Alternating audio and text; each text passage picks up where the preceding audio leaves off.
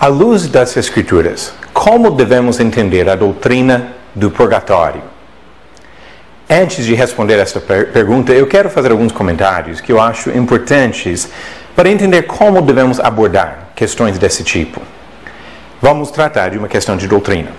E neste caso, como em vários outros, eu discordo de algumas doutrinas e práticas de alguns grupos religiosos.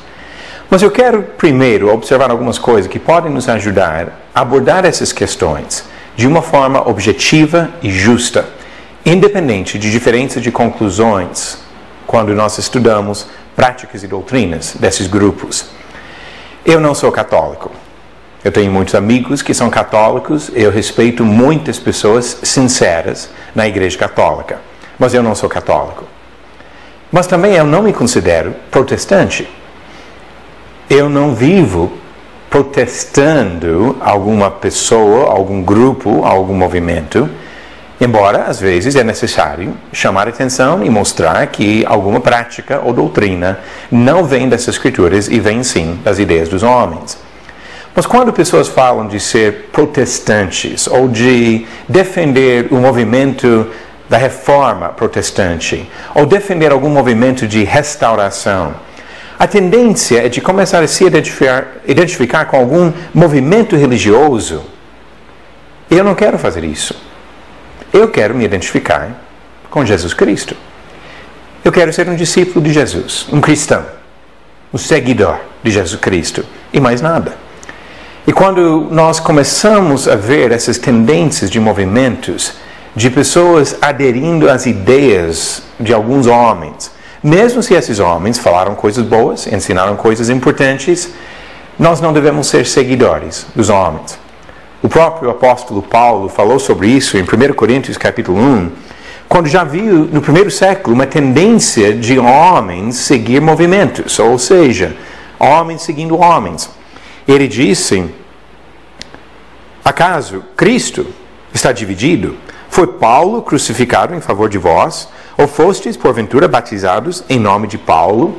Ele não queria fundar um movimento de Paulo, não queria que as pessoas seguissem Paulo. Ele queria que as pessoas seguissem a Jesus. E nós devemos fazer a mesma coisa hoje. Isso significa que nós vamos ter que abordar questões de uma forma de buscar a vontade de Cristo e não de simplesmente defender alguma linha de pensamento de algum movimento.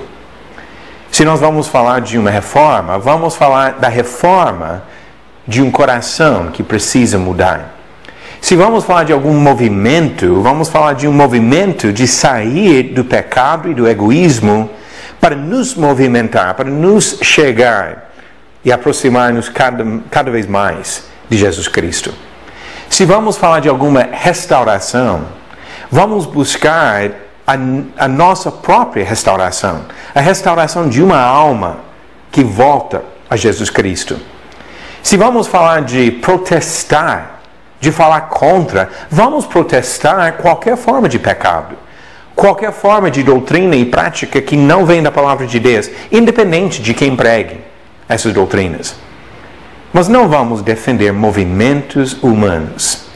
Vamos sim buscar respostas que vêm da palavra de Deus, aceitar o que vem de Deus e rejeitar qualquer coisa que não vem da palavra dele.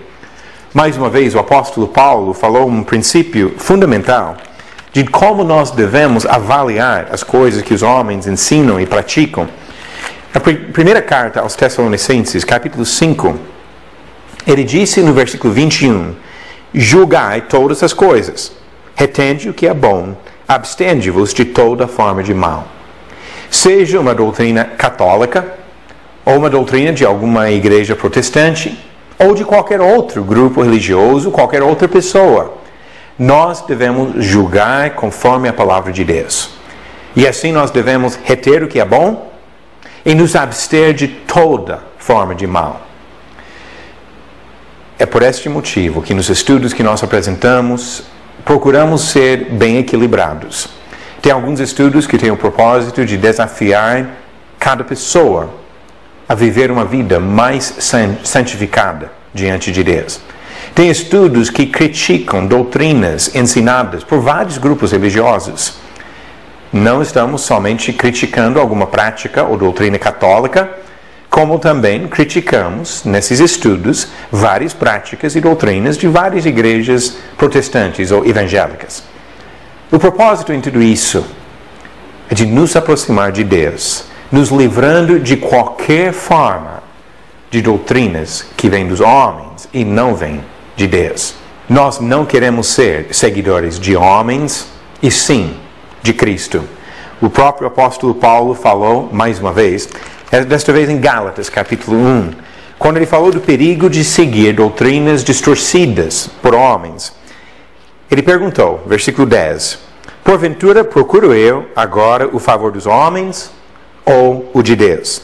Ou procuro agradar a homens? Se agradasse ainda a homens, não seria servo de Cristo. Se nós procuramos agradar aos homens, sejam católicos, protestantes ou quaisquer outros, nós não vamos ser seguidores de Cristo. Vamos buscar o favor de Deus e não dos homens. Agora vamos à questão. Purgatório. Qual seria a base da doutrina do purgatório? Quando nós olhamos para a Bíblia, nós não encontramos esta palavra, não encontramos algum trecho que claramente ensina a doutrina do purgatório. E quando procuramos assim entender isso num contexto histórico ou no contexto de desenvolvimento de doutrina, entendemos que foi uma doutrina que foi desenvolvida ao longo de vários séculos e que se tornou uma parte da doutrina católica. E se nós vamos examinar uma questão assim, não precisamos pegar coisas onde pessoas têm atacado a Igreja Católica, podemos deixar os próprios católicos explicarem o significado dessa doutrina do purgatório. Eu acredito que em qualquer caso que nós vamos analisar e até criticar alguma doutrina, devemos primeiro compreender a doutrina. Devemos primeiro entender o que essas pessoas estão dizendo. Então, para entender mais sobre purgatório, devemos procurar o que os católicos dizem sobre isso. Neste caso, eu vou usar como base um livro escrito por um jesuíta, John Hardin, que escreveu um catecismo tentando explicar as ideias da Igreja Católica em várias questões de doutrina. Inclusive, nisso, ele fala sobre essa questão de purgatório. Ele explica nisso que a doutrina foi oficialmente ou formalmente declarada doutrina da Igreja Católica em 1274, mais de 1200 anos depois da morte de Jesus Cristo. 12 séculos depois da revelação da vontade de Cristo no Novo Testamento. Mas uma vez que essa doutrina passou a fazer parte da doutrina católica, Hardin ou qualquer outro teria que defender isso e procurar algum apoio até nessas escrituras. Hardin cita 3 trechos da Bíblia Católica para defender essa ideia, essa doutrina. O primeiro trecho que ele cita vem do livro de 2 Macabeus, no capítulo 12. Nesse trecho, Judas Macabeus chegou ao ponto de ver, depois de uma batalha contra Górgias, de encontrar alguns judeus que tinham morrido. E ele pediu que fossem feitos sacrifícios por eles em Jerusalém. Mas quando olhamos para esse trecho, que eu não vou ler tudo isso agora, mas você pode procurar, se quiser, numa Bíblia Católica. Quando olhamos para esse trecho, nós observamos algumas dificuldades com isso. Primeira coisa, esse livro de 2 Macabeus, que não faz parte de outras Bíblias, só passou a ser oficialmente aceito como parte da Bíblia Católica mais de 1500 anos depois da morte de Jesus Cristo. O livro foi usado ao longo dos tempos, mas não foi tratado na mesma categoria de outros livros até uma declaração oficial em um concílio em 1545. Mas mesmo se aceitassem esse livro como parte da Bíblia, será que 2 Macabeus defende a doutrina do purgatório? Nesse caso, o sacrifício que Judas Macabeus pediu foi por causa do pecado desses homens mortos, que foram descobertos os corpos deles e perceberam pelos objetos junto aos corpos que esses homens morreram na prática de idolatria. Conforme a doutrina católica, idolatria é um pecado mortal. O purgatório não é para o perdão ou para pagar os pecados mortais, e sim pecados descritos como veniais.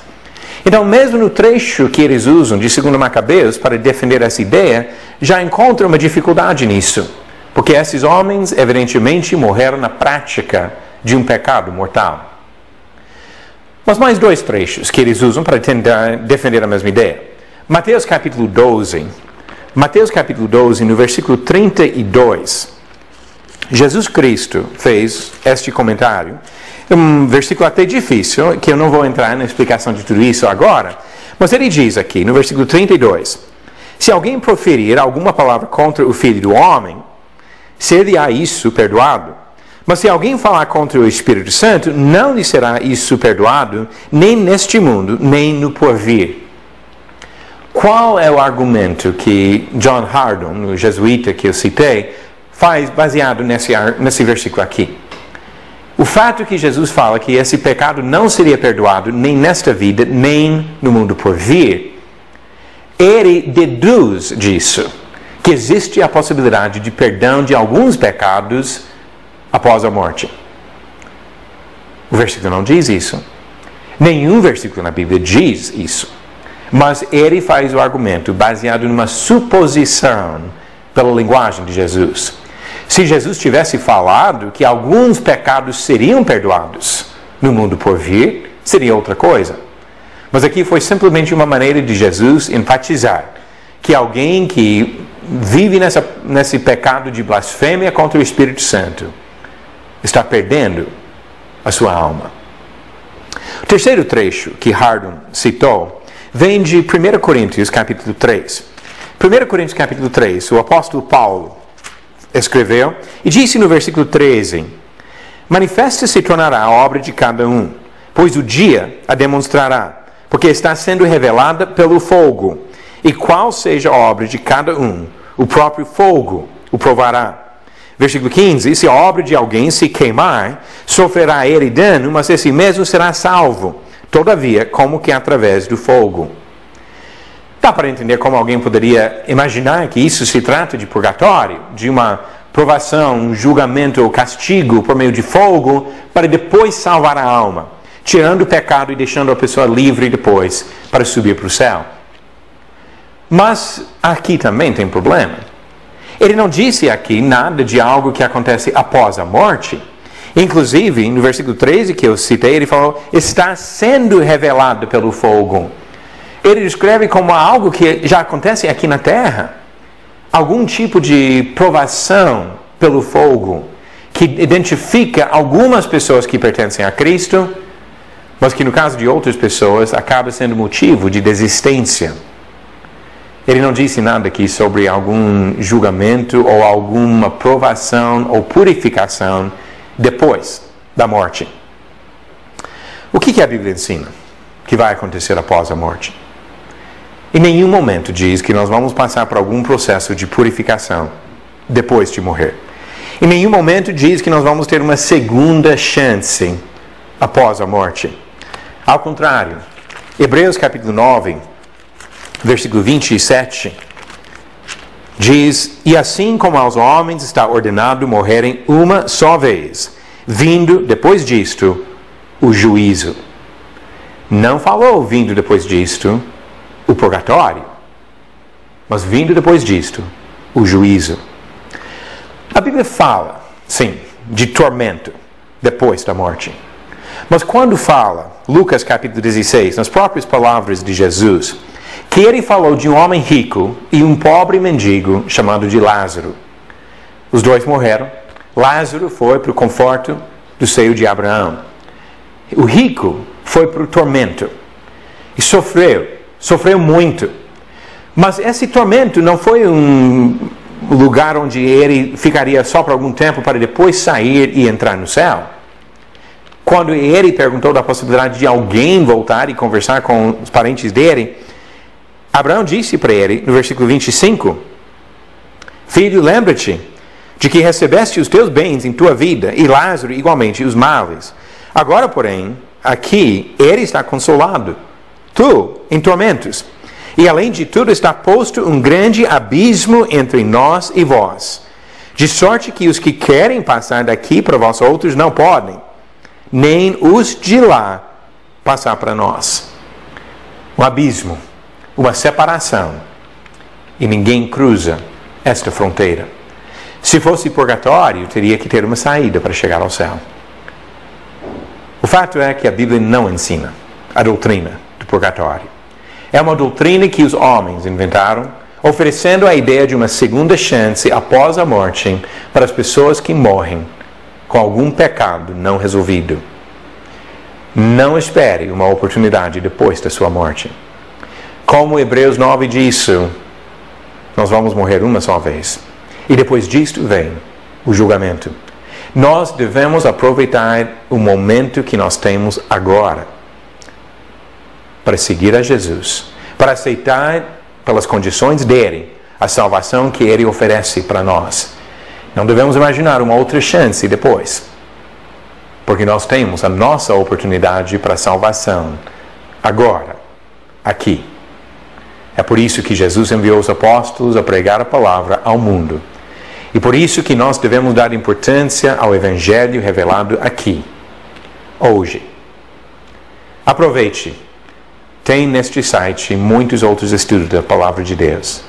Busque mais entendimento. Mas não somente pelos escritos, ou vídeos, ou mensagens de áudio de homens.